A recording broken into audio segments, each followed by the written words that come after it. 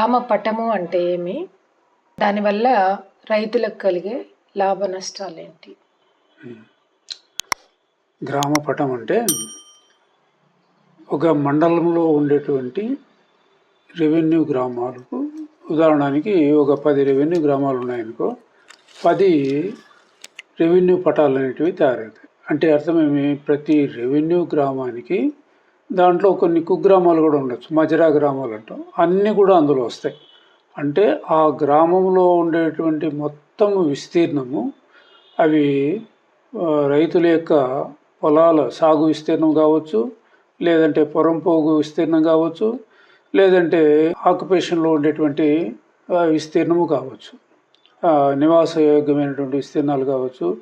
దాంట్లో నదులు కానీ, వంకలు కానీ, వాగులు కానీ, కుంటలు కానీ, తర్వాత ఒడ్డు అని అంటాం, ఒడ్డులు కానీ, ఇవన్నీ కూడా అందులో పొందుపరచబడి ఉంటాయి. ఏ గ్రామాల్లో ఏ ఏ గుళ్ళు ఉన్నాయి, ఆ గుళ్ళు, తర్వాత విద్యాలయాలు ఉంటాయి, తర్వాత ఆ పొరంపోగు భూముల్లో ముఖ్యంగా శ్మశానం పొరంపోగు భూమి అనేటువంటిది అందులో ఒక గుర్తులు ఉంటాయి. నేను ఒక పటంలో చూపెడతా. దాని ప్రకారము ఇవన్నీ కూడా గ్రామ పటం తయారు చేయబడి ఉంటుంది. ఉదాహరణకి ఇది ఒక గ్రామ పటము. ఈ గ్రామ పటంలో రైతులు సాగు చేయటువంటి ప్రతి ఒక్క సర్వే నెంబరు ఇందులో చిన్న చిన్న డివిజన్స్గా చేయబడి మొత్తం ఆ గ్రామంలో ఉండేటువంటి సాగు చేయ విస్తీర్ణం మొత్తం కూడా అన్ని సర్వే నెంబర్లు ఇందులో వస్తాయి. ఈ కాకుండా ఈ పటంలో చూపినట్లు ఇవన్నీ ఇందులో వస్తాయి అన్నమాట. ఏమొస్తాయి? వాగులు, వంకలు ఏ విధంగా పోతుంటాయి, చెరువులు ఈ విధంగా ఉంటాయి, చిన్న చిన్న డాట్స్ లాగా ఈ విధంగా చూపించబడి చెరువులు ఈ విధంగా ఉంటాయి.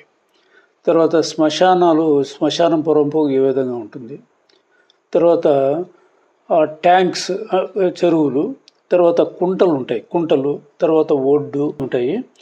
వీటిలో కాలిదారులు జనరల్గా రైతులకు కాలిదారి తగరాల్లో వస్తూ ఉంటాయి. వాళ్ళ పంట పొలాలకు పోవాలంటే ఎక్కువగా ప్రజల్లో గ్రామాల్లో వచ్చేటువంటి తగరాలు కాలిబాట, తర్వాత బండి బాటలు విషయంగా ఎక్కువగా తగాదాలు వస్తుంటాయి. ఆ తగాదాలు తీర్చడానికి ఈ గ్రామ పటం చాలా ఉపయోగపడుతుంది. ఇది చుక్కలుగా చూపించి ఇట్లా పొడవుగా చూపించిందంతా కూడా ఇది కాలిదారి అనమాట. ఏ సర్వే నెంబర్లో పోయింది, అన్ని సర్వే నెంబర్లలో కూడా ఇది పోయిందనమాట. ఇదంతా చూపిస్తారు. ఇట్లుంటుంది. అదే బండిబాట వచ్చేసి ఒక్కొక్క లైను ఇటు గీయబడి ఉంటుంది. ఇట్లా ఎక్కడి నుంచి ఏ సర్వే నెంబర్లో పోతుంది అనేటువంటి వివరాలు ఇందులో తెలుపబడి ఉంటుంది. తర్వాత గ్రామం, ప్రజలు నివసించేటువంటి భాగం ఈ విధంగా ఉంటుంది. ఇక్కడ రామిగానిపల్లె అనేటువంటిది గ్రామం ఉంది. ఈ గ్రామంలో ఉండబడినటువంటి గుళ్ళు ఈ విధమైనటువంటి రూపాల్లో చూపబడి ఉంటుంది. తర్వాత అందులో ఉండేటువంటి కాలుదారి అయిపోయింది. తర్వాత ఈ గ్రామం చుట్టుపక్కల ఉండేటువంటి మిగతా పల్లెలు ఏమేమి ఉన్నాయి, మిగతా రెవెన్యూ గ్రామాలు ఏమేమి ఉన్నాయి. ఈ పక్క చూస్తే మాధవరం అనేటువంటి గ్రామం ఉంది, ఈ పక్క రాజువారిపల్లి అనేటువంటి గ్రామం ఉంది, ఈ పక్క వచ్చేసి వెంకటాపురం అనేటువంటి గ్రామం ఉంది. ఇట్లా 4 పక్కల హద్దులను చూపించబడి ఉంటుంది ఈ గ్రామంలో. అదేవిధంగా ఈ శ్మశానానికి ఈ విధంగా ఉంటుంది. అంటే మీకు క్లియర్గా అర్థం అవ్వడానికి సపరేట్గా ఇది ఉంది. ఇది గ్రామంలో ఉండేటువంటి టైల్డ్ హౌస్, అంటే పెంకులతో కప్పబడినటువంటి ఇల్లు.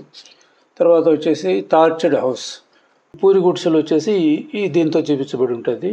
తర్వాత గుళ్ళు ఈ విధంగా ఉంటాయి. తర్వాత కాలిదారి ఈ విధంగా ఉంటుంది, బండిబాట ఈ విధంగా ఉంటుంది.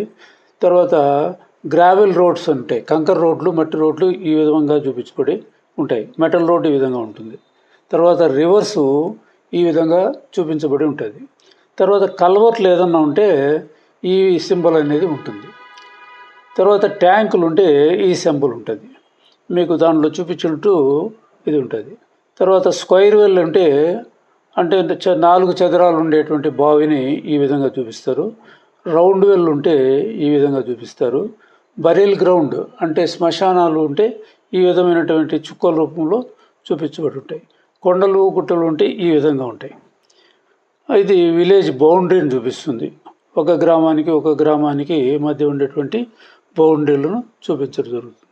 ఈ విధంగా మొత్తము ఆ గ్రామంలో ఉండబడినటువంటి మొత్తము సర్వే నెంబర్లు, నివాసయోగ్యమైనటివి, తర్వాత పొరంపోగు భూములు, ఇవి అన్నీ అందులో పొందుపరచబడి ఒక పటంలాగా తయారు చేస్తారనమాట. ఆ విధంగా ఒక రెవెన్యూ గ్రామానికి ఒక పటం ఉంటుంది. ఆ మండలంలో ఎన్ని రెవెన్యూ గ్రామాలు ఉంటే అన్ని పటాలు తయారు చేయబడి ఉంటుంది. ఇది ముఖ్యంగా ఈ ఎక్కువ డిస్ప్యూట్స్ను తొలగించడానికి ఇది సహాయపడుతుంది. మండల సర్వేయరు కాలుదారి లేదు అని చెప్పి రైతులు ఏదైనా అర్జీ పెట్టుకుంటే, బడ్డిబాట కానీ కాలుదారి కానీ పెట్టుకుంటే, దాంట్లో ఈ సర్వేయరు ఈ గ్రామ పటాన్ని ఆధారంగా చేసుకొని ఎఫ్ఎంబి తీసుకొని అది ఈ సర్వే నెంబర్లో పోతుంది అనేటువంటి డెసిషన్కు ఆయన వచ్చి చూపించడం జరుగుతుంది. ఇదిగాక జాతీయ రహదారులు, తర్వాత రాష్ట్ర రహదారులు, తర్వాత పల్లెలో వేసినటువంటి మట్టి రోడ్లు, ఇవన్నీ కూడా గ్రామ పటంలోనే పొందుపరచబడి ఉంటుంది. కాబట్టి గ్రామ పటం అనేది రెవెన్యూ డిపార్ట్మెంట్లో అతి ముఖ్యమైనటువంటి రికార్డులలో ఇది ఒకటి. ఎఫ్ఎంబి అనేది ఒకటి, గ్రామ పటం అనేది ఒకటి, రీసర్వే అండ్ సెటిల్మెంట్ రికార్డ్ అనేది ఒకటి. ఇవన్నీ కూడా బ్రిటిష్ కాలంలోనే ఇవన్నీ తయారు చేయబడినవి. ఈ పర్మనెంట్ రిజిస్టర్లు కాబట్టి ఇందులో మార్పులు చేర్పులు జనరల్గా ఏమి ఉండవు. కానీ సర్వే అండ్ సెటిల్మెంటు ప్రతి 30 సంవత్సరాలకు ఒకసారి చేయాలని ఉంది. కానీ ఇంతవరకు బ్రిటిష్ వాళ్ళు చేసినటువంటి కొలతల ప్రకారమే ఉంది. ఇప్పుడు ఈ మనకు 30 ఏళ్ళు రీసర్వే అనేటువంటిది ఇంతవరకు జరగలేదు. అది ఇప్పుడు ఉండేటువంటి పరిస్థితి. కాబట్టి ఇది కూడా ఒక రకమైనటువంటి పటం.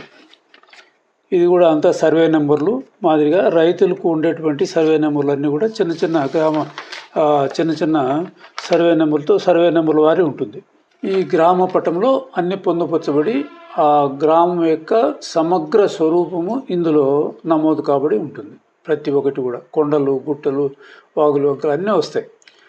ఇదే విధంగా తెలంగాణలో ఇలాంటి రికార్డే తయారు చేయబడి ఉంటుంది. మనము గ్రామ పటము లేక విలేజ్ మ్యాప్ అని అంటాం. వాళ్ళు గ్రామ నక్ష అనేటువంటి పేరుతో పిలుస్తారు. అన్ని వివరాలు ఇందులో పొందుపరిచి ఉంటాయి. దీనివల్ల మీరు అడిగినట్టు ఎలాంటి నష్టాలు లేవు, అన్ని లాభాలే ఉంటాయి. ప్రతి రైతుకు లాభాలే ఉండేటువంటి విషయం.